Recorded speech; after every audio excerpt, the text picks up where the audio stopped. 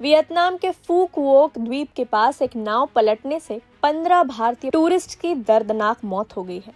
ये एक ऐसी त्रासदी है जिसने कई परिवारों की खुशियों को मातम में बदल दिया। मिली जानकारी के मुताबिक ये हादसा शनिवार को हुआ।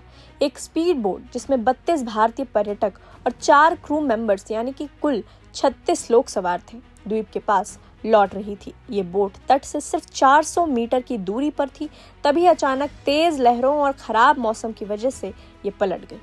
आसपास के लोगों और रेस्क्यू टीमों ने तुरंत मदद की कोशिश की, लेकिन लहरें इतनी तेज थी कि बोट के अंदर कई लोग फंस गए। इस हादसे में 15 भारतीयों की जान चली गई, जिसमें 13 पुरुष और 2 महिलाएं शामिल हैं।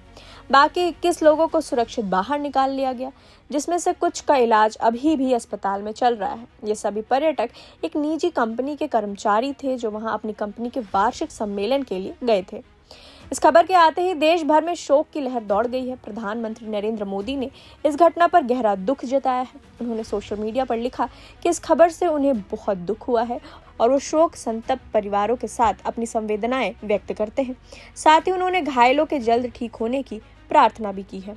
इस संवेदनशील मुद्दे पर विदेश मंत्री एस जयशंकर ने स्थिति की गंभीरता को स्वीकार करते हुए एक स्पष्ट संदेश दिया है। विदेश मंत्री ने अपने बयान से सबसे पहले शोक संतप्त परिवारों के प्रति गहरी संवेदनाएं व्यक्त की हैं।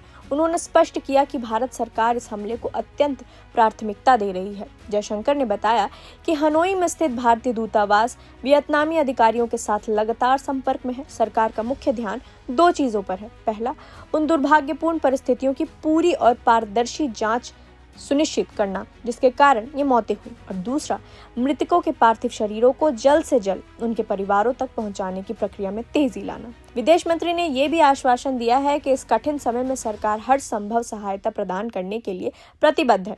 उन्होंने सभी संबंधित एजेंसियों को निर्देश दिए हैं कि वे इस मामले में कोई ढिलाई ना बरतें और परिवारों को पल पल की जानकारी उपलब्ध कराई जाए। राष्ट्रपति द्रौपदी मुर्मू ने भी इस हादसे पर गहरा शोक जताया है। इसके अलावा कई राज्यों के मुख्यमंत्री ने भी इस दुखद घटना पर अपनी संवेदनाएं प्रकट की हैं। तमिलनाडु और आंध्र प्रदेश जैसे राज्यों के नेताओं ने भी इस हादसे में जान गंवाने वाले परिवारों के प्रति अपनी गहरी संवेदनाएं व्यक्त की हैं। भारतीय दूतावास ने राहत और बचाव के लिए कंट्रोल रूम भी बनाए हैं ताकि प्रभावित परिवारों को किसी भी प्रकार की जानकारी या मदद मिल सके। वियतनाम में हुई ये दुखद घटना एक ऐसी यात्रा की कहानी है जो हंसी खुशी से शुरू हुई थी और पल भर में मातम में बदल गई। इस बड़ी खबर पर हमारी नजर बनी हुई है। आप बने रहें प्रभात खबर के साथ। प्रभातखबर.com, विश्वास वही, रफ्तार नहीं।